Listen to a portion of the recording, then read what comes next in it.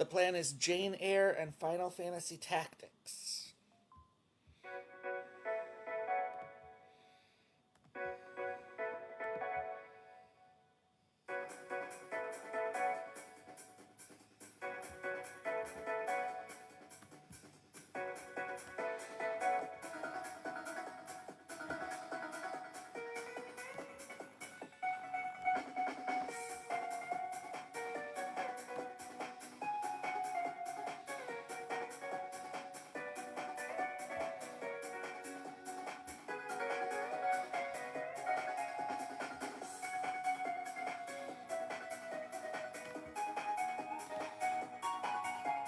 Oh no!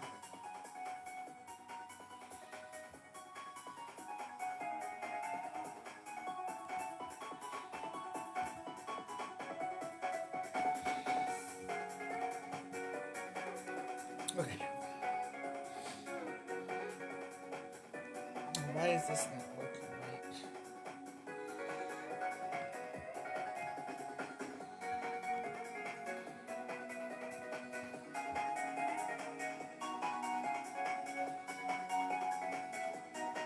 That's this.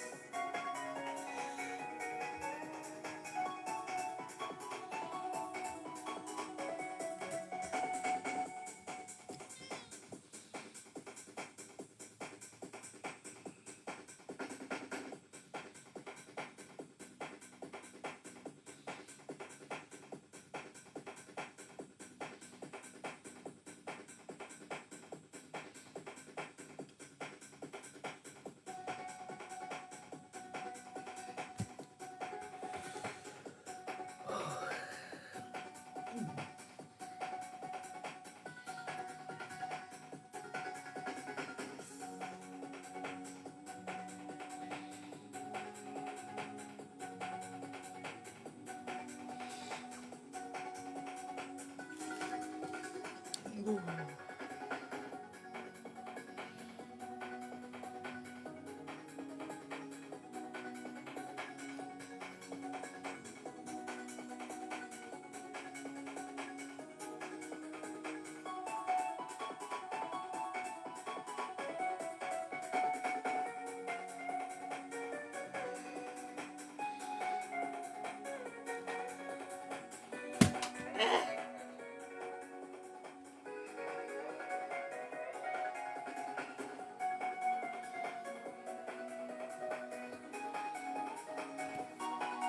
Now,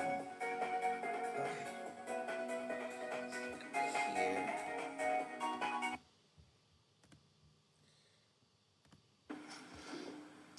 Hi everybody, I think we're live again. Hopefully. Looking to see if anyone out there can confirm for me. Okay, we're live.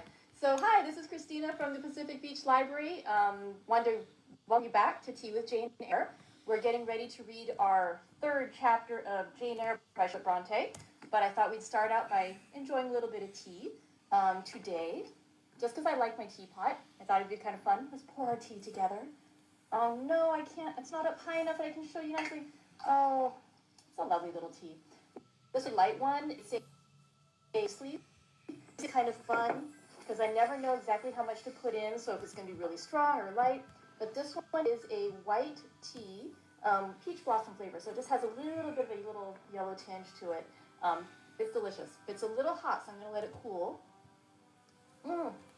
It's nice. Okay. And thank you for everyone who confirmed you can see me. I'm trying out a different setup with the computer instead of my phone today, so I'm hoping the volume is good. Let me know if you need me to speak louder or slower or anything like that. But let's go ahead and get started. Yesterday we went over the first two chapters of Jane Eyre. In those we got to meet Jane. She is a 10-year-old girl when we meet her in the book. She is an orphan. Both her parents have passed away. She was taken in by her uncle's family. Unfortunately, he also passed away. And her aunt and cousins are not at all nice to her. Where we last saw her, she had been beaten up by her cousin. He's a terrible guy.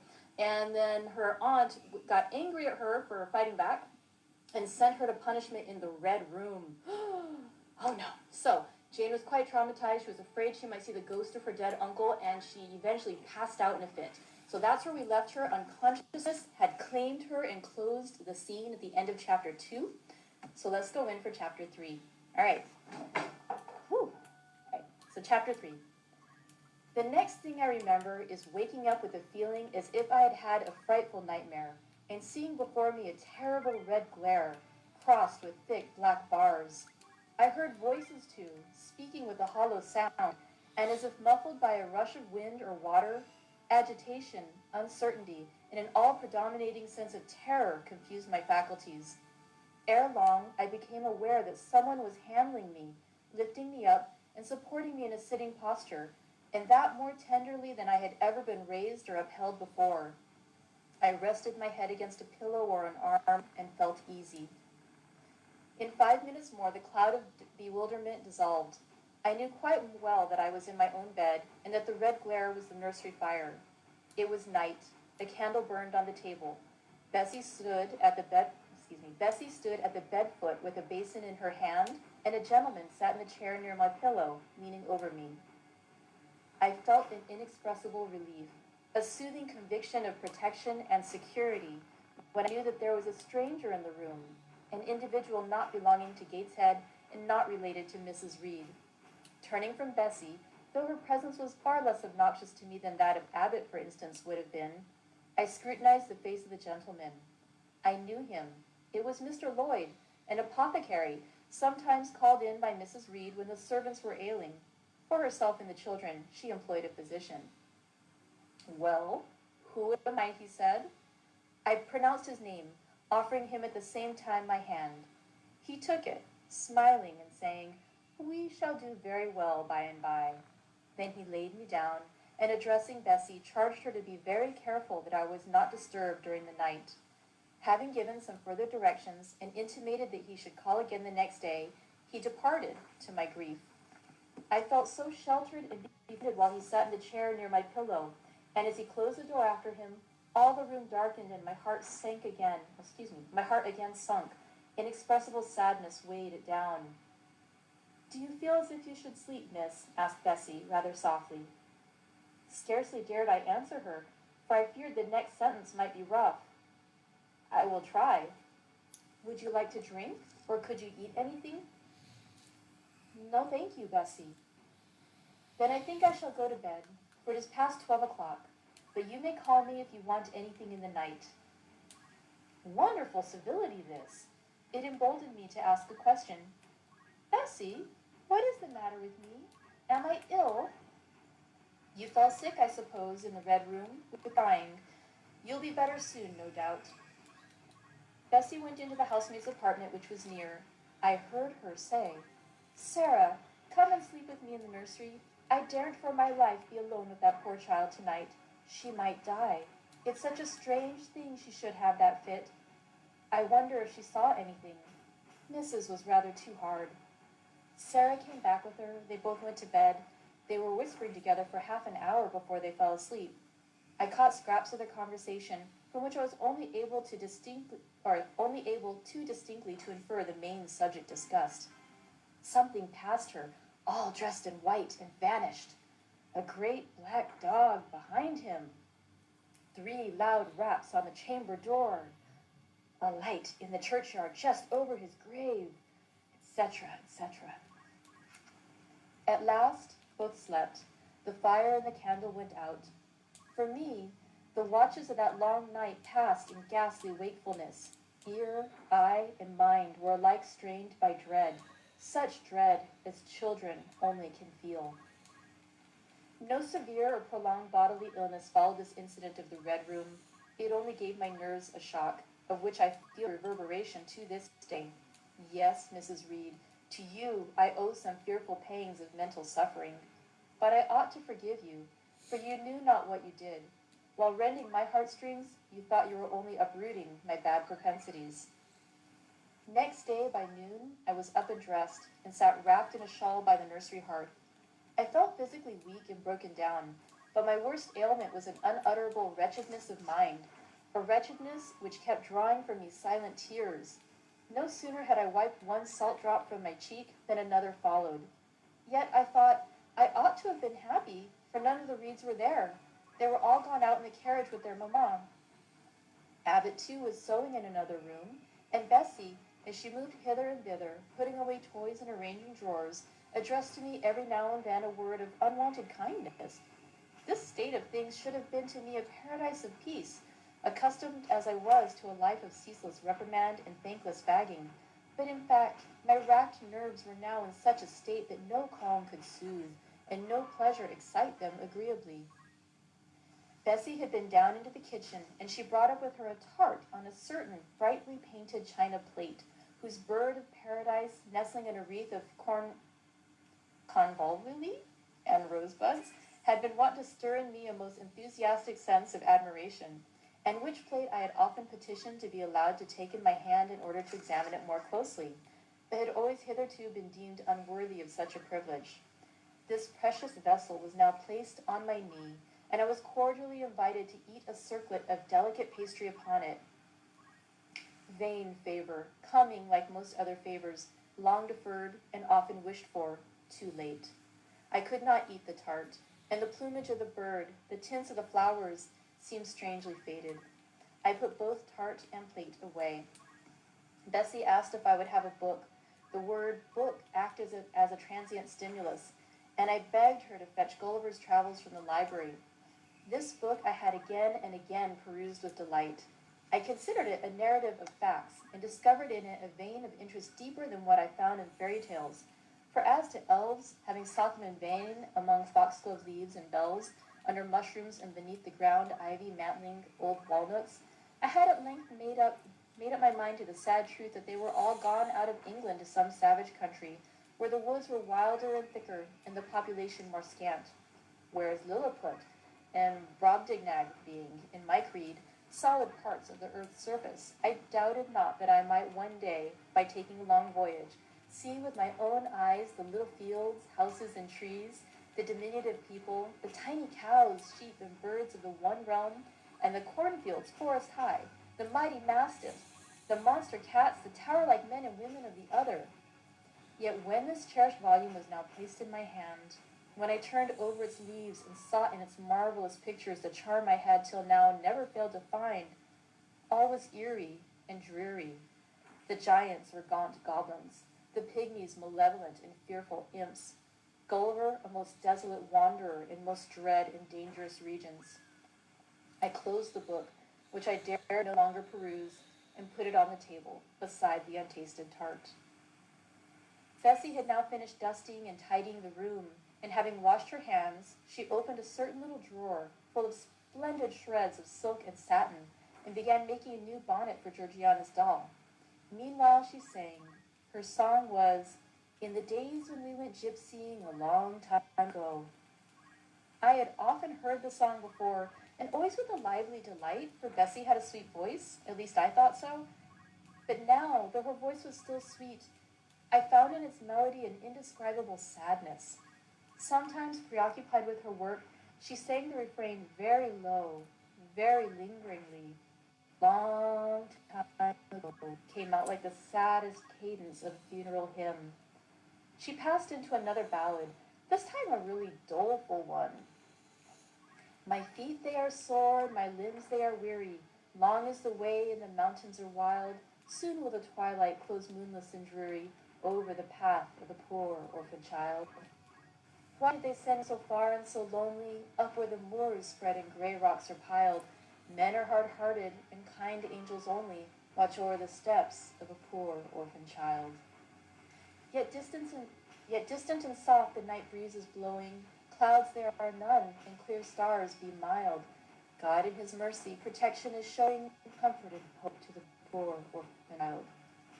Even should I fall o'er the broken bridge passing, or stray in the marshes by false lights beguiled, still will my Father, with promise and blessing, take to his bosom the poor orphan child. There is a thought that for strength should avail me, though both of shelter and kindred despoiled. Heaven is a home, and a rest will not fail me. God is a friend to the poor orphan child. Come, Miss Jane, don't cry, said Bessie as she finished. She might as well have said to the fire, don't burn. But how could she divine the morbid suffering to which I was a prey? In the course of the morning, Mr. Lloyd came again. What? Up already? Said he as he entered the nursery. Well, nurse, how is she? Bessie answered that I was doing very well. Then she ought to look more cheerful. Come here, Miss Jane. Your name is Jane, is it not? Yes, sir, Jane Eyre. Well, you have been crying, Miss Jane Eyre. Can you tell me what about? Have you any pain? No, sir. Oh, I dare say she was crying because she could not go out with Mrs. in the carriage, interposed Bessie. Surely not. Why, she is too old for such pettishness. I thought so too, and my self-esteem being wounded by the false charge, I answered promptly, I never cried for such a thing in my life. I hate going out in the carriage. I cry because I am miserable. Oh, fie, miss, said Bessie. The good apothecary appeared a little puzzled. I was standing before him. He fixed his eyes on me very steadily. His eyes were small and gray, not very bright, but I dare say I should think them shrewd now. He had a hard-featured, yet good-natured looking face. Having considered me at leisure, he said, What made you ill yesterday? She had a fall, said Bessie, again putting in her word. Fall? Why, that is like a baby again. Can't she manage to walk at her age? She must be 8 or 9 years old. I was knocked down, was the blunt explanation jerked out of me by another pang of mortified pride. But that did not make me ill, I added, while Mr. Lloyd helped himself to a pinch of snuff. As he was returning the box to his waistcoat pocket, a loud bell rung for the servants' dinner. He knew what it was. That's for you, nurse, said he. You can go down. I'll give Miss Jane a lecture till you come back. Bessie would rather have stayed, but she was obliged to go, because punctuality at meals was rigidly enforced at Gateshead Hall. The fall did not make you ill. What did then? Pursued Mr. Lloyd when Bessie was gone. I was shut up in a room where there was a ghost, till after dark. I saw Mr. Lloyd smile and frown at the same time. Ghost? Well, you are a baby after all. You are afraid of ghosts? Of Mr. Reed's ghost I am. He died in that room and was laid out there. Neither Bessie nor anyone else will go into it at night if they can help it, and it was cruel to shut me up alone, without a candle, so cruel that I think I shall never forget it. Nonsense. And is it that makes you so miserable? Are you afraid now, in daylight? No, but night will come again before long, and besides, I am unhappy, very unhappy, for other things. What other things? Can you tell me some of them? How much I wish to reply fully to this question. How difficult it was to frame any answer. Children can feel, but they cannot analyze their feelings, and if the analysis is partially affected in thought, they know not how to express the result of the process in words. Fearful, however, of losing this first and only opportunity of relieving my grief by imparting it, I, after a disturbed pause, contrived to frame a meager, though as far as it went, true response. For one thing, I have no father or mother, brothers or sisters. You have a kind aunt and cousins. Again I paused, then bunglingly announced, But John Reed knocked me down, and my aunt shut me up in the red room. Mr. Lloyd a second time produced his snuff-box. Don't you think Gateshead Hall a very beautiful house, he asked. Are you not very thankful to have such a fine place to live at? It is not my house, sir, and Abbott says I have less right to be here than a servant. Pooh, you can't be silly enough to wish to leave such a splendid place. If I had anywhere else to go, I should be glad to leave it, but I can never get away from Gateshead till I am a woman. Well, perhaps you may. Who knows? Have any relations beside Mrs. Reed? I think not, sir. None belonging to your father? I don't know. I asked Aunt Reed once, and she said possibly I might have some poor, low relations called Eyre, but she knew nothing of them. If you had such, would you like to go to them? I reflected. Poverty looks grim to grown people, still more so to children. They have not much idea of industrious, working, respectable poverty. They think of the word only as connected with ragged clothes, scanty food, fireless grates, rude manners, and debasing vices. Poverty, for me, was synonymous with degradation. No, I should not like to belong to poor people, was my reply. Not even if they were kind to you? I shook my head. I could not see how poor people had the means of being kind. And then to learn to speak like them, to adopt their manners, to be uneducated, to grow up like one of the poor women I saw sometimes nursing their children or washing their clothes at the cottage doors of the village in Gateshead? No, I was not heroic enough to purchase liberty at the price of caste. But are your relatives so very poor? Are they working people? I cannot tell. Aunt Reed says if I have any, they must be a beggarly set. I should not like to go a-begging. Would you like to go to school? Again, I reflected. I scarcely knew what school was. Bessie sometimes spoke of it as a place where young ladies sat in the stocks, wore backboards, and were expected to be exceedingly genteel and precise. John Reed hated his school and abused his master. John Reed's tastes were no rule for mine, and if Bessie's accounts of school discipline, gathered from the young ladies of a family where she had lived before coming to Gateshead, were somewhat appalling, her details of certain accomplishments attained by those same young ladies were, I thought, equally attractive. She boasted of beautiful paintings of landscapes and flowers by them executed, of songs they could sing and pieces they could play, of purses they could net, of French books they could translate, till my spirit was moved to emulation as I listened. Besides, school would be a complete change. It implied a long journey, an entire separation from Gateshead, an entrance into a new life. I should indeed like to go to school, was the audible conclusion of my musings. Well, well, who knows what may happen, said Mr. Lloyd as he got up. The child to have change of air and scene, he added, speaking to himself. Nerves not in a good state. Bessie now returned. At the same moment the carriage was heard rolling up the gravel walk. Is that your mistress, nurse? Asked Mr. Lloyd. I should like to speak to her before I go. Bessie invited him to walk into the breakfast room and led the way out. In the interview which followed between him and Mrs. Reed, I presume, from after occurrences, that the apothecary ventured to recommend my being sent to school, and the recommendation was no doubt readily enough adopted, for as Abbott said, in discussing the matter with Bessie when both sat sewing in the nursery one night, after I was in bed and, as they thought, asleep, Mrs. was, she dared say, glad enough to get rid of such a tiresome, ill-conditioned child who always looked as if she were watching everybody and scheming plots underhand. Abbott, I thought, gave me credit for being a sort of infantile Guy Fawkes.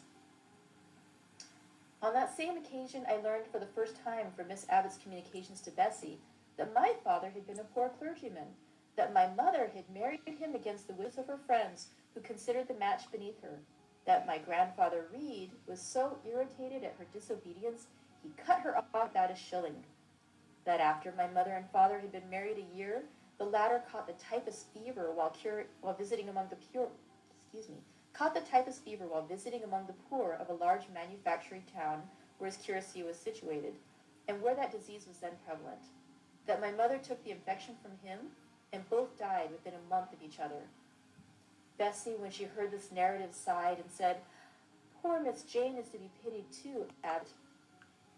Yes, responded Abbott, if she were a nice, pretty child, one might compassionate her forlornness, but one really cannot care for such a little toad as that.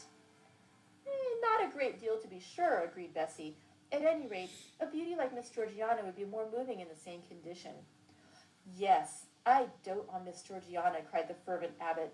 Little darling with her long curls and her blue eyes, and such a sweet color as she has, just as if she were painted.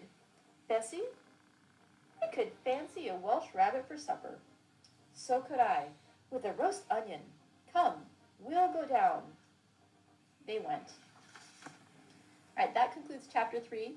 It was a relatively short one, but we're going to go ahead and close off there for today because Chapter 4 is pretty long. So I hope to see you again tomorrow for Chapter 4 of Jane Eyre, that direction. Thank you very much for stopping by. And I posted a note in the comments yesterday, but if you are interested in discovering more great classic books to read, San Diego Public Library actually has 5 different online book clubs going on for adults right now. So if you want to go to sandiego.gov/book clubs, There's the announcement here about our tea with Jane Eyre, but there's also 4 other books that you can check out right now. So thank you very much for visiting today. We'll see you tomorrow. Thank you for coming to tea. Take care.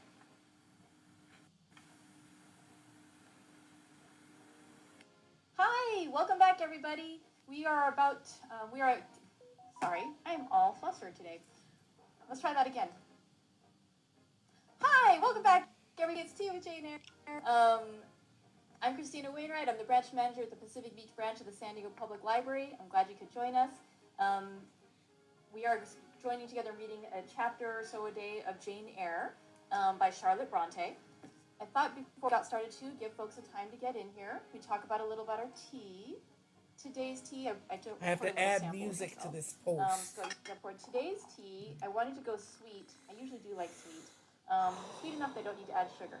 Today's tea is peppermint bark. It is a cool winter herb tea, organic green rooibos with organic peppermint, vanilla, and cocoa, also known as what was in the break room, but delicious. This one is still really hot. It smells great and nice minty and kind of like white chocolatey.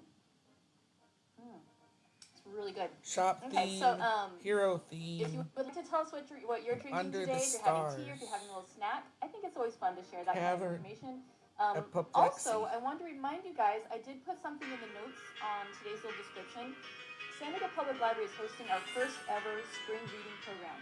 So if you want to log the time that you're listening to me reading Jane Eyre with you, you can do that. If you want to log the books that you're reading either with your eyes or with your ears, log them on sandiego.gov/springreading.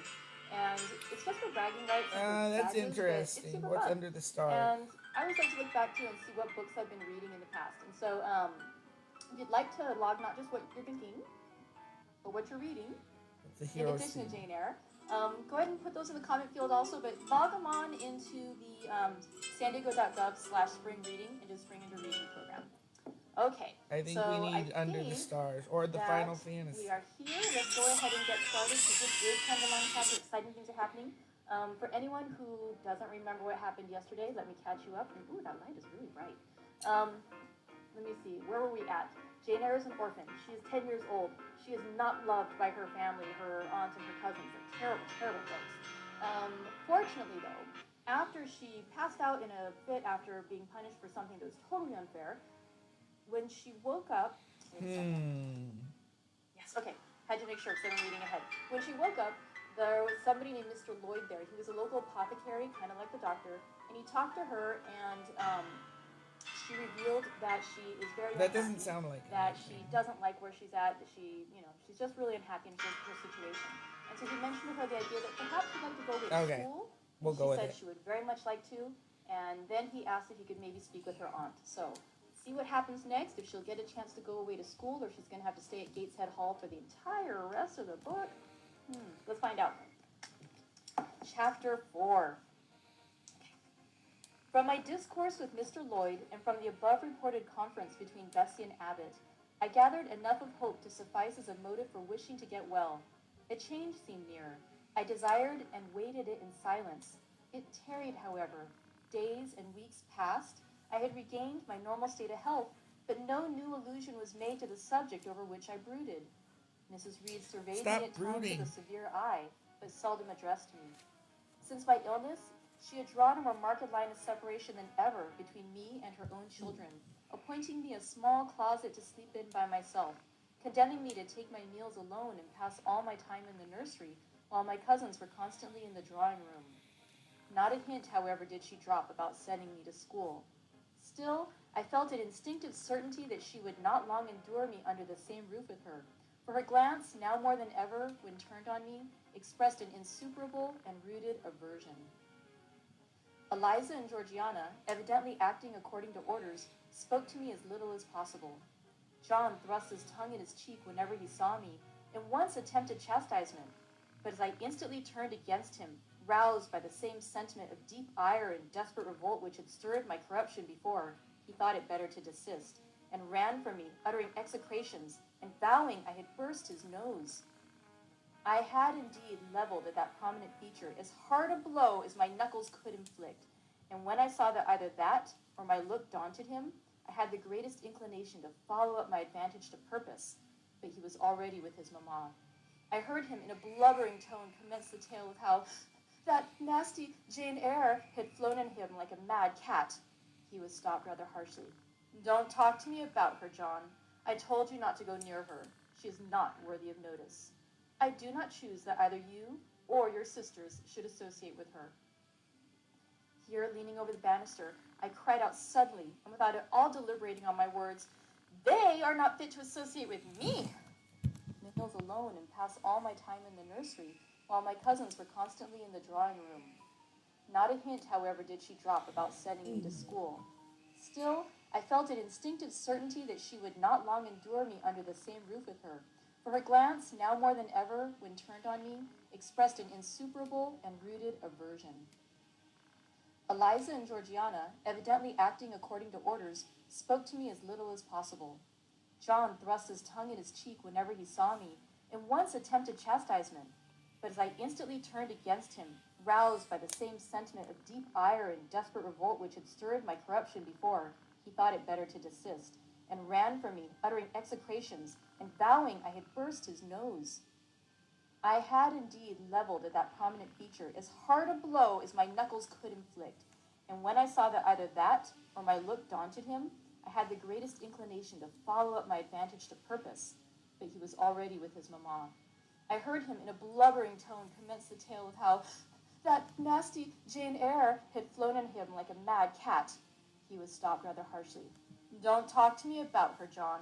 I told you not to go near her. She is not worthy of notice. I do not choose that either you or your sisters should associate with her. Here, leaning over the banister, I cried out suddenly, and without at all deliberating on my words, "They are not fit to associate with me!" Mrs. Reed was rather a stout woman, but on hearing this strange and audacious declaration, she ran nimbly up the stair, swept me up like a whirlwind into the nursery, and crushing me down on the edge of my crib, dared me in an emphatic voice to rise from that place or utter one syllable during the remainder of the day. What would Uncle Reed say to you if he were alive, was my scarcely voluntary demand. I say scarcely voluntary, for it seemed as if my tongue pronounced words without my will consenting to their utterance. Something spoke out of me over which I had no control. What? Said Mrs. Reed under her breath. Her usually cold, composed gray eye became troubled with a look like fear. She took her hand from my arm and gazed at me as if she really did not know whether I were child or fiend. I was now in for it. My Uncle Reed is in heaven and can see all that you do and think, and so can Papa and Mamma. They know how you shut me up all day long and how you wish me dead. Mrs. Reed soon rallied her spirits. She shook me most soundly. She boxed both my ears and then left me without a sound. Bessie supplied the hiatus by a homily of an hour's length, in which she proved beyond a doubt that I was the most wicked and abandoned child ever reared under a roof. I half believed her, for I felt indeed only bad feelings surging in my breast. November, December, and half of January passed away. Christmas and the New Year had been celebrated at Gateshead with the usual festive cheer. Presents had been interchanged, dinners and evening parties given. From every enjoyment, I was, of course, excluded.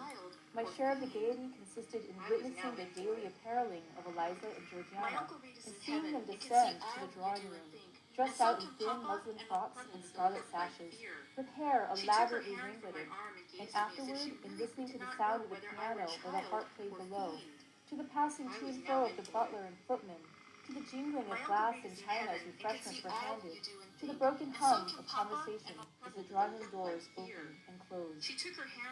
When tired of this occupation, I would retire from the stairhead to the solitary and silent nursery. There, though somewhat sad, I was not miserable. To speak truth, I had not the least wish to go into company, for in company I was very rarely noticed. And especially had but been kind and companionable, I should have deemed it a rare treat to spend the evenings quietly with her, instead of passing them under the formidable eye of Mrs. Reed, in a room full of ladies and gentlemen. But Bessie, as soon as she had dressed her young ladies, used to take herself off to the lively regions of the kitchen and housekeeper's room, generally bearing the candle along with her.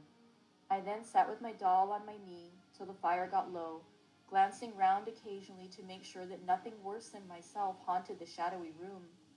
and when the embers sank to a dull red, I undressed hastily, tugging at knots and strings as I best might, Okay. and sought shelter from cold and darkness in my crib. To this crib I always took my doll. Human beings must love something, and in the dearth of worthier objects of affection, I contrived to find a pleasure in loving and cherishing a faded, graven image, shabby as a miniature scarecrow. It puzzles me now to remember with what absurd sincerity I doted on this wooden toy, half fancying it alive and capable of sensation. I could not sleep unless it was folded in my nightgown, and when it lay there safe and warm, I was comparatively happy, believing it happy likewise. Long did the hours seem while I waited the departure of the company, and listened for the sound of Bessie's step on the stairs. Sometimes she would come up in the interval to seek her thimble or her scissors, or perhaps to bring me something by way of supper, a bun or a cheesecake.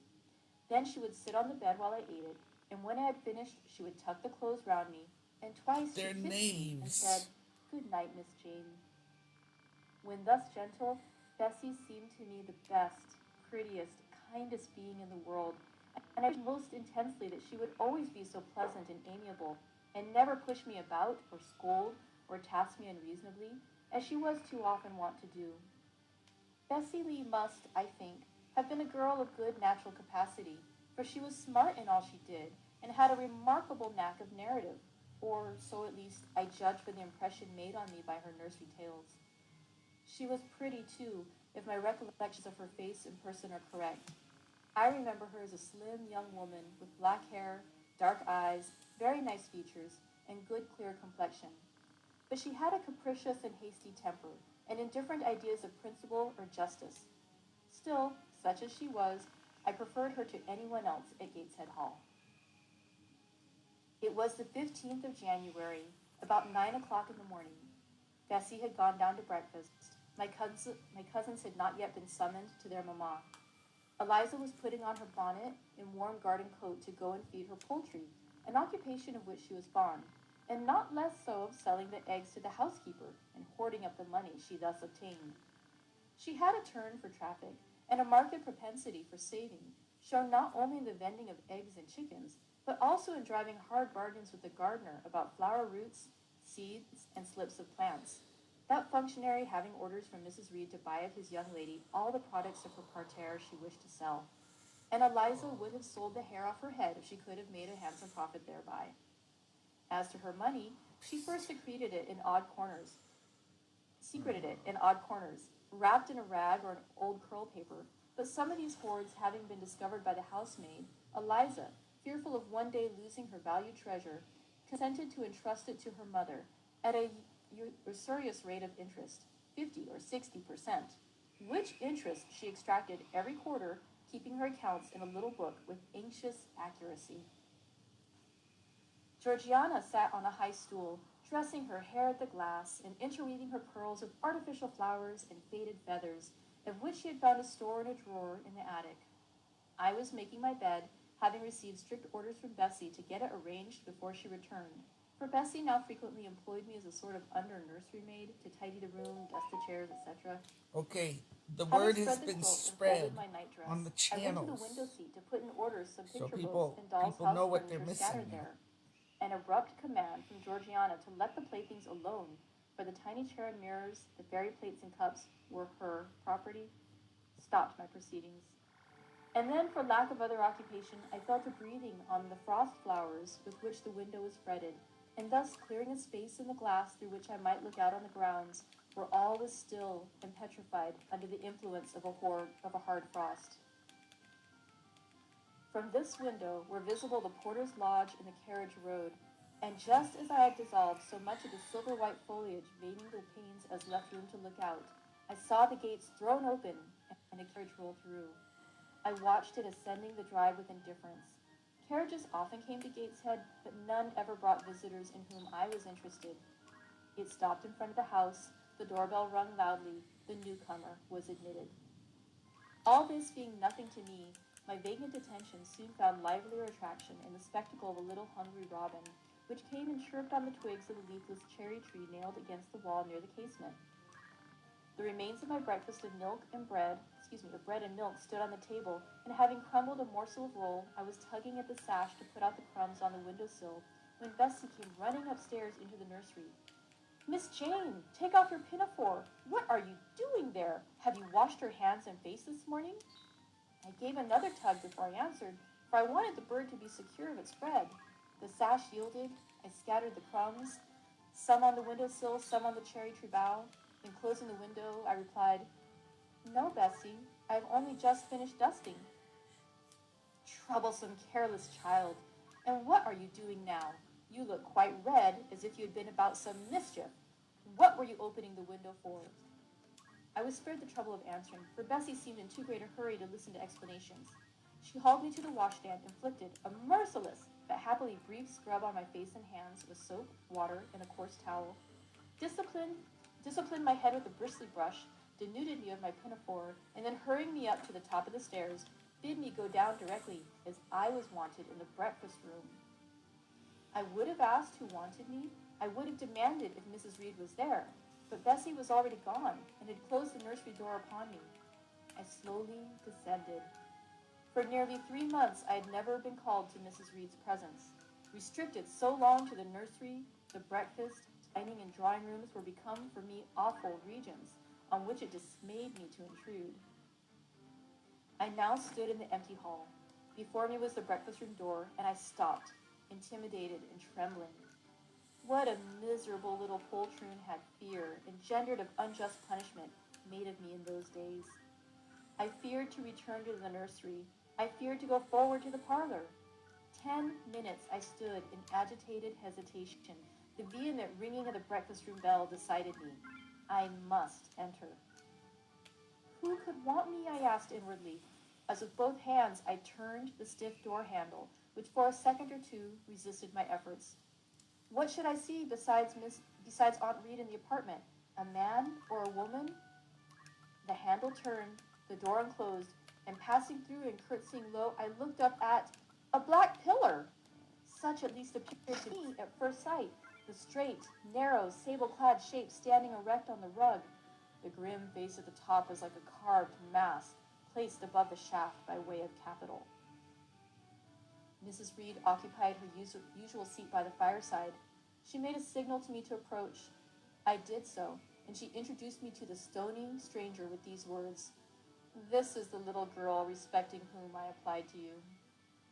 He, for it was a man, turned his head slowly toward where I stood, and having examined me with 2 inquisitive-looking gray eyes, which twinkled under a pair of bushy brows, said solemnly in a bass voice, "Her size is small. What is her age?" 10 years. So much, was the doubtful answer, and he prolonged his scrutiny some minutes. Presently he addressed me. "Your name, little girl?" "Jane Eyre, sir." In uttering these words, I looked up. He seemed to me a tall gentleman, but then I was very little. His features were large, and they and all the lines of his frame were equally harsh and prim. "Well, Jane Eyre, and are you a good child?" Impossible to reply to this in the affirmative. My little world held a contrary opinion. I was silent. Mrs. Reed answered for me by an expressive shake of her head, adding soon, "Perhaps the less said on that subject, the better, Mr. Brocklehurst." Sorry indeed to hear it. She and I must have some talk. And bending from the perpendicular, he installed his person in the armchair opposite Mrs. Reed's. "Come here," he said. I stepped across the rug. He placed me square and straight before him. What a face he had, now that it was almost on level with mine. What a great nose, and what a mouth, and what large, prominent teeth. "No sight so sad as that of a naughty child," he began, "especially a naughty little girl. Do you know where the wicked go after death?" "They go to hell," was my ready and orthodox reply. "And what is hell? Can you tell me that?" "A pit full of fire." "And should you like to fall into that pit, and to be burning there forever?" "No, sir." "What must you do to avoid it?" I deliberated a moment. My answer when it did come was objectionable. I must keep in good health and not die. How can you keep in good health? Children younger than you die daily. I buried a little child of 5 years old only a day or two since, a good little child whose soul is now in heaven. It is to be feared the same could not be said of you, were you to be called hence. Not being in a condition to remove his doubt, I only cast my eyes down on the 2 large feet planted on the rug, and sighed, wishing myself far enough away. I hope that sigh is from the heart, and that you repent ever having been the occasion of discomfort to your excellent benefactress. Benefactress? Benefactress, said I inwardly. They all call Mrs. Reed my benefactress. If so, a benefactress is a disagreeable thing. Do you say your prayers night and morning? Continued my interrogator. Yes, sir. Do you read your Bible? Sometimes. With pleasure. Are you fond of it? I like Revelations and the book of Daniel and Genesis and Samuel and a little bit of Exodus and some parts of Kings and Chronicles and Job and Jonah. And the Psalms. I hope you like them. No, sir. No? Oh, shocking. I have a little boy younger than you who knows 6 Psalms by heart, and when you ask him which he would rather have, a gingerbread nut to eat or a verse of a psalm to learn, he says, "Oh, the verse of a psalm. Angels sing psalms," says he. That's not your I wish platform. to be a little angel here below. He then gets 2 nuts in recompense for his infant piety. Psalms are not interesting, I remarked. That proves you have a wicked heart, and you must pray to God to change it, to give you a new and a clean one, to take away your heart of stone and give you a heart of flesh. I was about to propound a question touching the manner in which that operation of changing heart was to be performed when Mrs. Reed interposed, telling me to sit down. She then proceeded to carry on the conversation herself. Mr. Brocklehurst, I believe I intimated in the letter which I wrote to you 3 weeks ago, this little girl has not quite the character and disposition You fast forwarded I could my wish. game. Should you admit her into Lowood School, How did you do I'd be that? glad if the superintendent and teachers were requested to keep a strict eye on her, and above all, to guard against her worst fault, a tendency to deceit. I mention this in your hearing, Jane, that you may not attempt to impose on Mr. Brocklehurst. Well might I dislike Miss Reed, for it is her nature to wound me cruelly. Never was I happy in her presence. However carefully I obeyed, What did however you do, strenuously I Festus? strove to please her, my efforts were still repulsed and repaid by such sentences as the Sabotage! above. Now, What are you doing? before a stranger, the accusation cut me to the heart. I dimly How do perceived we that she was slow already down this? obliterating hope from the new We're gonna have to existence research. which she destined me to Research a enter. fix I for the felt that I sabotage. could not have expressed the feeling that she was sowing aversion and unkindness along my future path. I saw myself transformed under Mr. Brocklehurst's eye into an artful, noxious child. And what could I do to remedy the injury? Nothing indeed, thought I, as I struggled to repress a sob and hastily wiped away some tears, the impotent Festus, evidences of my I haven't anguish. even found out how to fix the thing, and you're getting in front of me Deceit for no is, reason. Where are you indeed, going? a sad fault in a child, said Mr. Brocklehurst. It is akin to falsehood, and all liars will have their portion in the lake burning with fire and brimstone. Festus. She shall, however, be watched, Mrs. Reed. I will speak to Miss Temple and the teachers. I should wish her to be brought up in a manner suiting her prospects, continued my benefactress, to be made useful, to be kept humble. As for the vacations, she will, with your permission, spend them always at Lowood. Your decisions are perfectly judicious, madam, returned Mr. Brocklehurst. Humility is a Christian grace, and one peculiarly appropriate to the pupils of Lowood. I therefore direct that especial care shall be bestowed on its cultivation among them. I have studied how best to mortify in them the worldly sentiment pride, and only the other day I had a pleasing proof of my success. My second daughter, Augusta, went with her mamma to visit the school, and on her return she exclaimed, "Oh, dear papa, how quiet and plain all the girls at Lowood looked, with Space their hair bar, combed eh? behind their ears, and their long pinafores, and those little Holland pockets outside their frocks. They were almost all like poor people's children. And, said she, they looked at my dress and Mamma's as if they had never seen a silk gown before. That is the state of things I quite approve, returned Mrs. Reed. Had I thought all England over, I could scarcely have found a system more exactly fitting a child like Jane Eyre. Consistency, my dear Mr. Brocklehurst. I advocate consistency in all things. Consistency, madam, is the first of Christian duties, and it has been observed in every arrangement connected with the establishment of Lowood. Plain fare, simple attire, unsophisticated accommodations, hearty and active habits. Such is the order of the day in the house and its inhabitants. Quite right, sir. I may then depend upon this child being received as a pupil at Lowood, and there being trained in conformity to her position and prospects? Madam, you may. She shall be placed in that nursery of chosen plants, and I trust she will show herself grateful to the inestimable privilege of her election. I will send her then as soon as possible, Mr. Brocklehurst, for I assure you I feel anxious to be relieved of a responsibility that was becoming too irksome. No doubt, madam. And now I wish you good morning. I shall return to Brocklehurst Hall in the course of a week or two. My good friend, the Archdeacon, will not permit me to leave him sooner.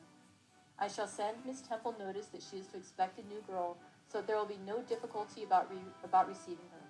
Goodbye. Goodbye, Mr. Brocklehurst. Remember me to Mrs. and Miss Brocklehurst, and to Augusta and Theodore, and Master Broughton Brocklehurst. I will, madam. Little girl, here is a book entitled The Child's Guide. Read it with prayer, especially that part containing an account of the awfully sudden death of Martha G., a naughty child, addicted to falsehood and deceit. And with these words, Mr. Brocklehurst put into my hand a thin pamphlet sewn in a cover, and having run for his carriage, he departed.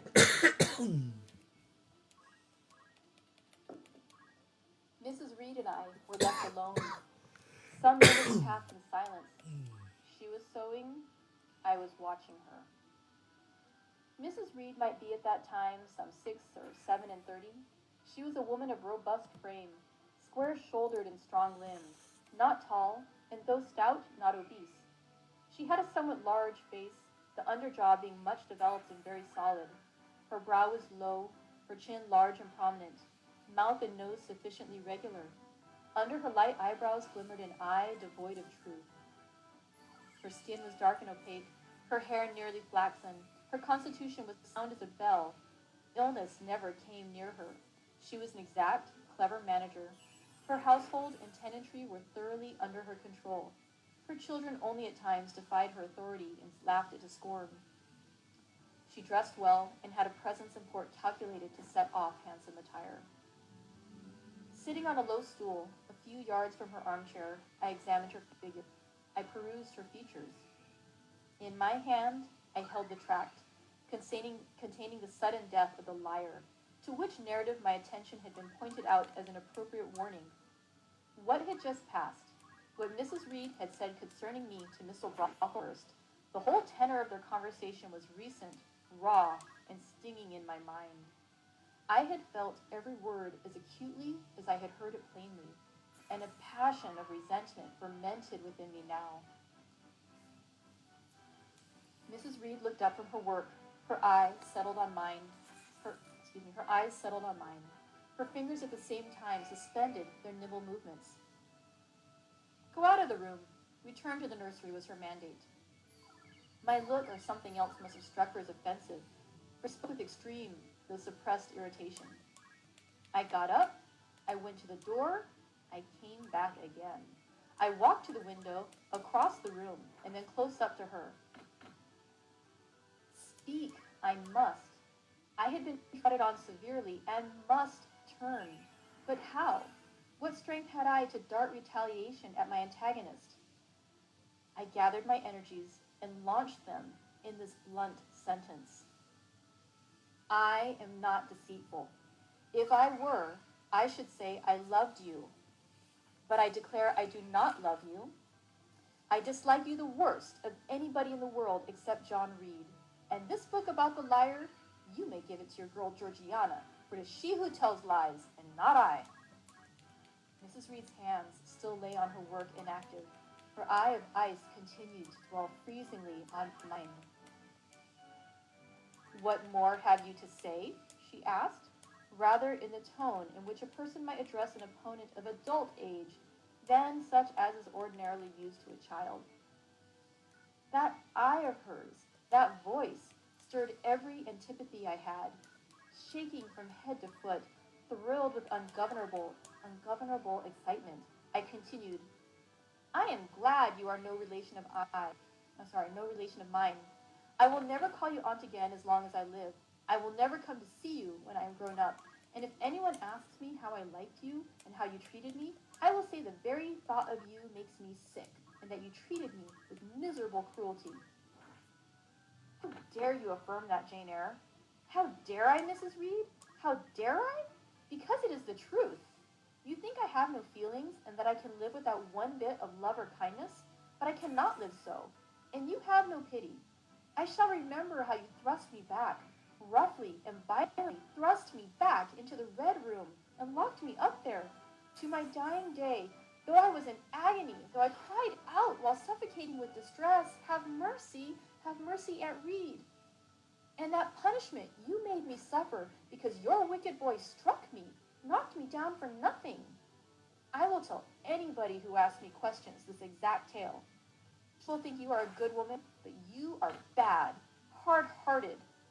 You are deceitful.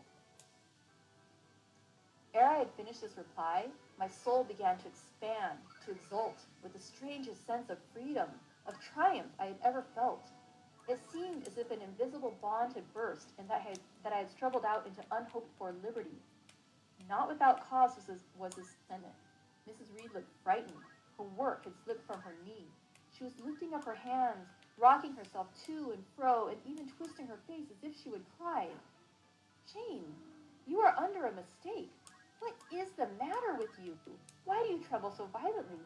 Would you like to drink some water? No, Mrs. Reed. Is there anything else you wish for, Jane? I assure I desire to be your friend. Not you. You told Mr. Brocklehurst I had a bad character, a deceitful disposition, and I'll let everybody at Lowood know what you are and what you have done. Jane, you don't understand these things. Children must be corrected for their faults. Deceit is not my fault, I cried out in a savage, high voice.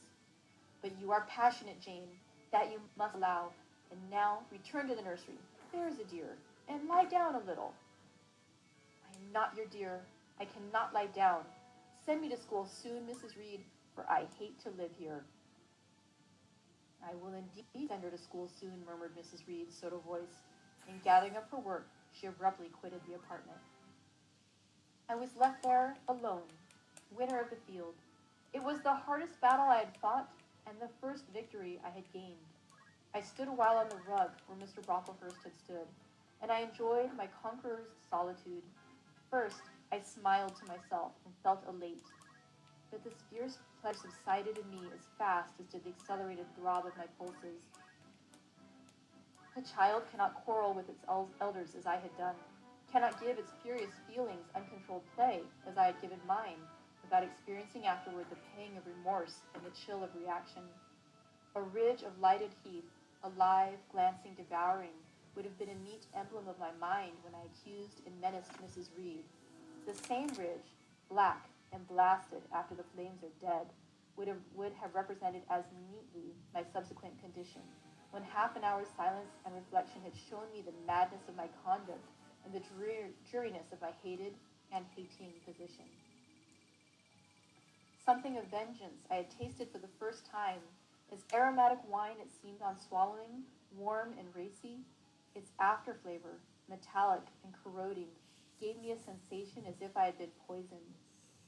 Willingly would I now have gone and asked Mrs. Reed's pardon, but I knew, partly from experience and partly from instinct, that the way to make her repulse me with double scorn, thereby re-exciting every that was the way to make her repulse me with double scorn, thereby re-exciting every turbulent impulse of my nature. I would fain exercise some better faculty than that of fierce speaking, fain find some nourishment for some less fiendish feeling than that of somber indignation. I took a book, some Arabian tales. I sat down and endeavored to read. I could make no sense of the subject. My thoughts swam always between me and the page I had always found fascinating. I opened a glass door in the breakfast room. The shrubbery was quite still. The black frost reigned, unbroken by sun or breeze, through the grounds. I covered my head and arms with the skirt of my frock and went out to walk in a part of the plantation which was quite sequestered, but I found no pleasure in the silent trees, the fallen fir cones, the congealed relics of autumn, russet leaves, swept by past winds in heaps and now stiffened together. I leaned against a gate and looked into an empty field where no sheep were feeding and where the short grass was nipped and blanched. It was a very gray day, a most opaque sky onding on snow, canopied all. Dense flakes fell at intervals, which settled on the hard path and on the hoary lea without melting. I stood, a wretched child enough, whispering to myself over and over again, "What shall I do? What shall I do?" All at once I heard a clear voice call, "Miss Jane, where are you? Come to lunch." It was Bessie, I knew well enough, but I did not stir.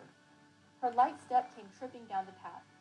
"You naughty little thing," she said. "Why don't you come when you're called?"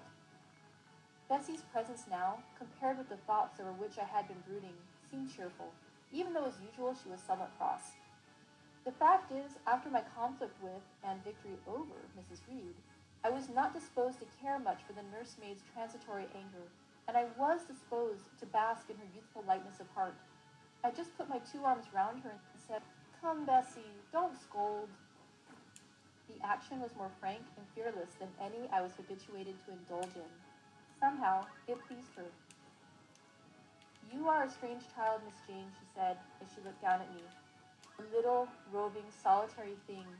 And you are going to school, I suppose?" I nodded. "And won't you be sorry to leave poor Bessie?" "What does Bessie care for me? She is always scolding me." "Because you're such a queer, frightened, shy little thing. You should be bolder." "What? To get more knocks?" "Nonsense. But you are rather put upon, that's certain. My mother said, when she came to see me last week, that she would not like a little one of her own to be in your place. Now come in, and I've some good news for you." "I don't think you have, Bessie." "Child, what do you mean? What sorrowful eyes you fix on me. Well, but Mrs. and the young ladies and Master John are going out to tea this afternoon, and you shall have tea with me. I'll ask the cook to bake you a little cake, and then you shall help me to look over your drawers, for I am soon to pack your trunk. Mrs. intends you to leave Gateshead in a day or two, and you shall choose what toys you would like to take with you." "Bessie, you must promise not to scold me any more till I go." "Well, I will, but mind you are a very good girl, and don't be afraid of me. Don't start when I chance to speak rather sharply. It's so provoking." "I don't think I shall ever be afraid of you again, Bessie, because I've got used to you, and I shall soon have another set of people to dread." "If you dread them, they'll dislike you." "As you do, Bessie?" "I don't dislike you, miss. I believe I am fonder of you than all the others." "You don't show it." "You little sharp thing. You've got quite a new way of talking. What makes you so venturesome and hearty?" "Why, I shall soon be away from you, and besides, I was going to say something about what had passed between me and Mrs. Reed, but on second thoughts I considered it better to remain silent on that head." "And so, are you glad to leave me?" "Not at all, Bessie. Indeed, just now I am rather sorry." "Just now? And rather? How coolly my little lady says it.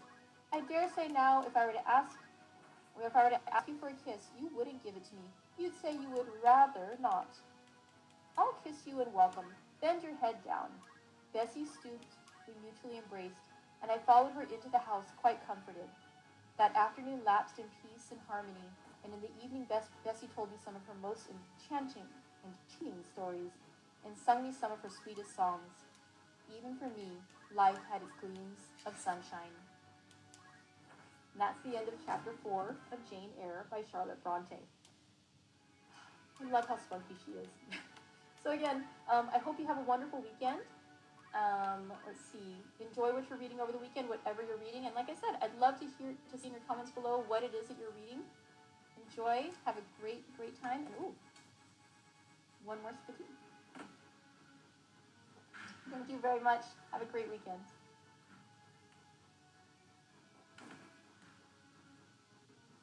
I began to feel that we were getting very far indeed from Gateshead.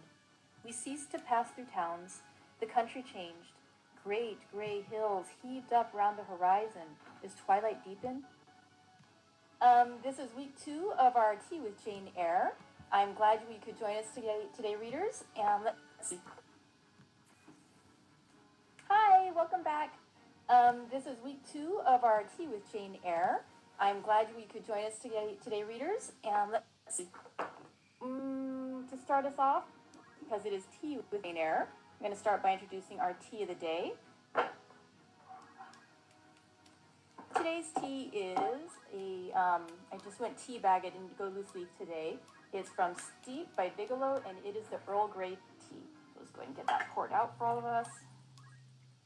If you'd like to comment below as to what it is that you're enjoying today, please do. Thanks. That's really nice. Also, I wanted to give a little shout out today. It is in honor of Jane Eyre getting ready to go to school at Lowood. I decided to wear a shirt honoring one of the schools I went to. It's also National Library Week, so even though a lot of our public libraries around the communities are closed right now due to the COVID-19, a lot of our libraries, like ours here in San Diego, are doing work. We're doing these programs like this. We're offering a lot of online programs.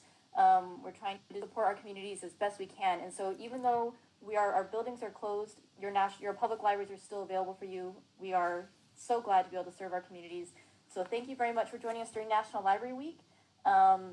Michigan's where I went to library school, so go blue. Okay, so let's see. I thought we'd go ahead and get started. Before we lead into chapter 5 of Jane Eyre today, I did want to give a couple little notes. This is where they start doing some of those things where they are going to say the town of something, and they're trying to be a little bit anonymous, because the idea was this was originally supposed to have been written as an autobiography that was only edited by Currer Bell, which was the pen name for Charlotte Bronte. So in that case, in order to kind of obscure some of the place names, she does a lot of stuff like they're going to go to the town of L, and then it's written actually as the letter L and a dash afterwards. So I'm either, just in the sense of how to say that, I'm usually just going to say either she's from L, and so that's what that means. Or likewise, there might be some town later on where it's going to say, sure, or shire, depending if you want to go Hobbit or Worcestershire sauce pronunciation. So depending on how I'm feeling at the time, I'll be, sure, or the town of L, So that's what that means. It's not just that, okay? So let's go ahead and get started now that you know what my little shorthand or longhand, I guess, abbreviation is, what it means. So we're going to go and get started with chapter 5 of Charlotte Bronte's Jane Eyre. Just to catch you up where we left off.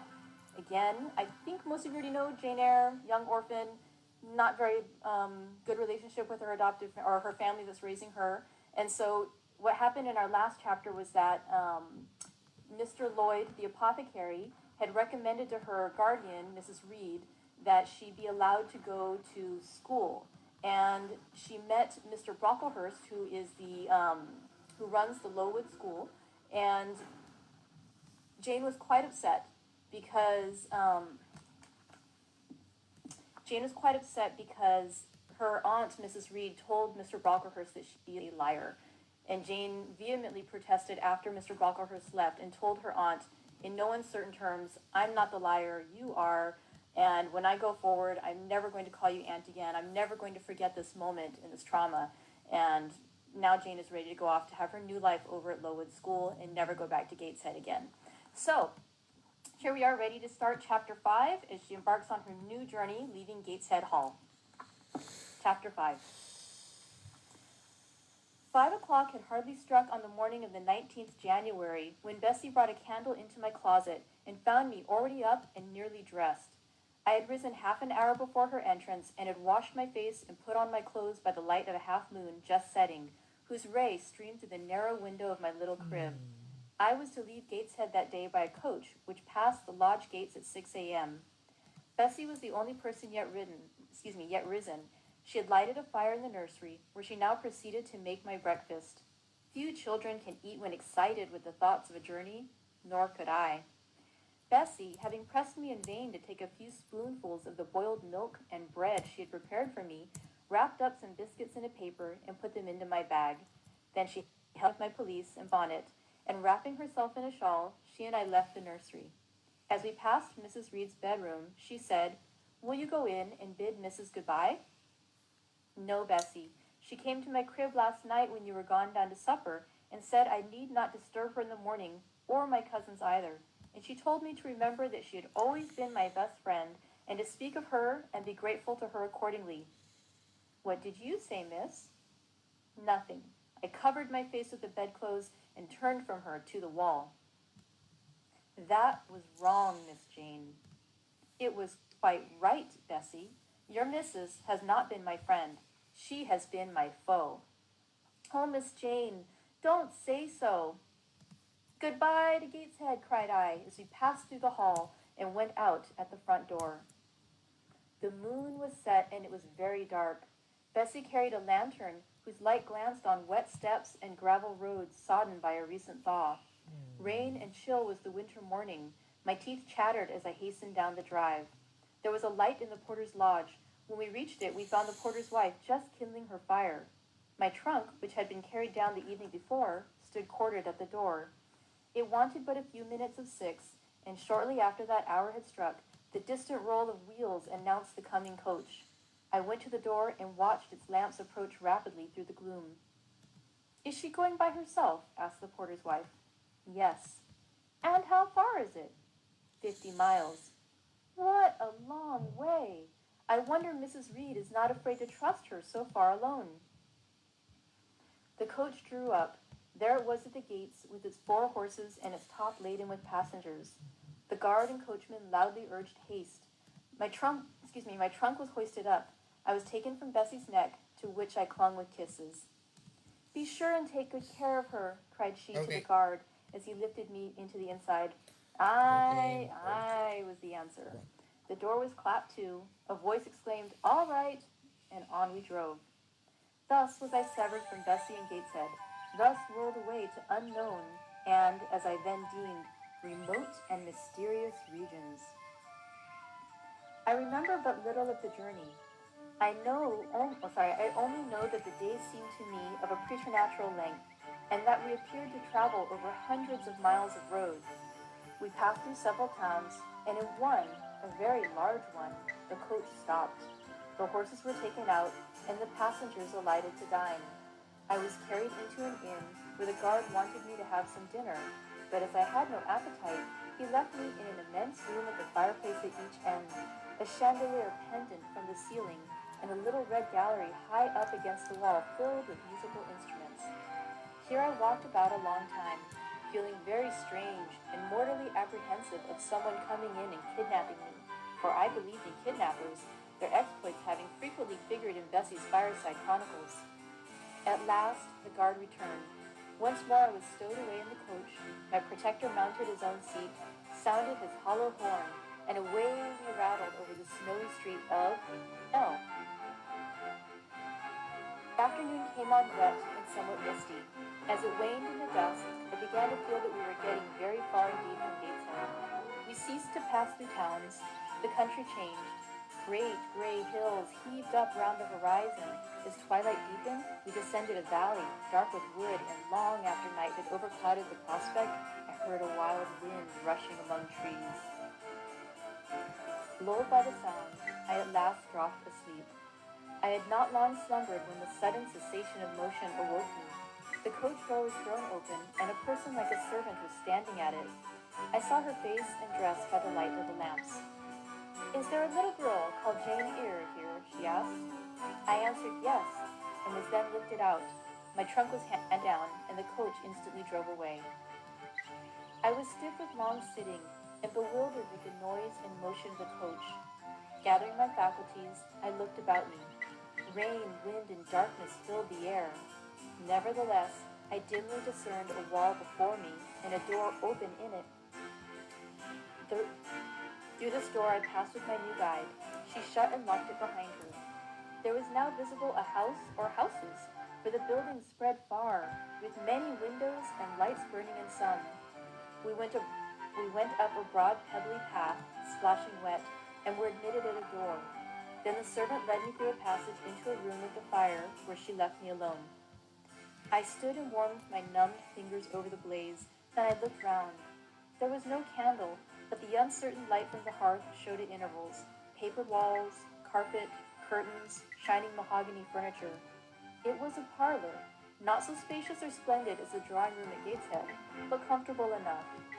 I was puzzling to make out the subject of a picture on the wall when the door opened and an individual carrying a light entered. Another followed close behind. The first was a tall lady with dark hair, dark eyes, and a pale and large forehead. Her figure was partly enveloped in a shawl. Her countenance was grave, her bearing erect. "The child is very young to be sent alone," said she, putting her candle down on the table. She considered me attentively for a minute or two, then further added, "She had better be put to bed soon. She looks tired." "Are you tired?" she asked, placing her hand on my shoulder. "A little, ma'am." "And hungry too, no doubt. Let her have some supper before she goes to bed, Miss Miller. Is this the first time you have left your parents to come to school, my little girl?" I explained to her that I had no parents. She inquired how long they had been dead, then how old I was, what was my name, whether I could read, write, and sew a little. Then she touched my cheek gently with her forefinger and saying she hoped I should be a good child, dismissed me along with Miss Miller. The lady I had left might be about 29. The lady who went with me appeared some years younger. The first impressed me by her voice, look, and air. Miss Miller was more ordinary, ruddy in complexion, though of a careworn countenance, hurried in gait and action, like one who had always a multiplicity of tasks on hand. She looked indeed what I afterward found she really was, an under-teacher. Led by her, I passed from compartment to compartment, from passage to passage, of a large and irregular building, till, emerging from the total and somewhat dreary silence pervading that portion of the house we had traversed, we came upon the hum of many voices, and presently entered a wide, long room with great deal tables, two at each end, on each of which burned a pair of candles, and seated all round on benches, a congregation of girls of every age from 9 or 10 to 20. Seen by the dim light of the dips, their number to me appeared countless, though not in reality exceeding 80. They were uniformly dressed in brown stuff frocks of quaint fashion, and long holland pinafores. It was the hour of study. They were engaged in conning over their tomorrow's task, and the hum I had heard was the combined result of their whispered repetitions. Miss Miller signed to me to sit on a bench near the door. Then walking up to the top of the long room, she cried out, "Monitors, collect the lesson books and put them away." 4 tall girls arose from different tables, and going around, gathered the books and removed them. Miss Miller again gave the word of command, "Monitors, fetch the supper trays." Tall girls went out and returned presently, each bearing a tray with portions of something, I knew not what, arranged thereon, and a pitcher of water and mug in the middle of each tray. The portions were handed round.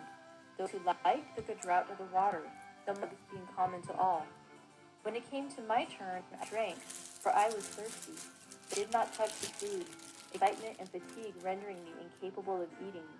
I now saw, however, that it was a thin oaten cake, shared into fragments. The meal over, prayers were read by Miss Miller, and the classes filed off, 2 and 2, upstairs. Overpowered by this time of weariness, I scarcely noticed what sort of a place the bedroom was, except that, like the schoolroom, I saw it was very long. Tonight I was to be Miss Miller's bedfellow. She helped me to undress. When laid down, I glanced at the long I think I better wrap it up there. each of which was That was an filled with interesting 2 episode. occupants. As good In as they've 10 ever minutes, been. the single light was Catch you guys extinguished. on the Amid flip side. silence and complete darkness, I fell asleep. night passed rapidly. I was too tired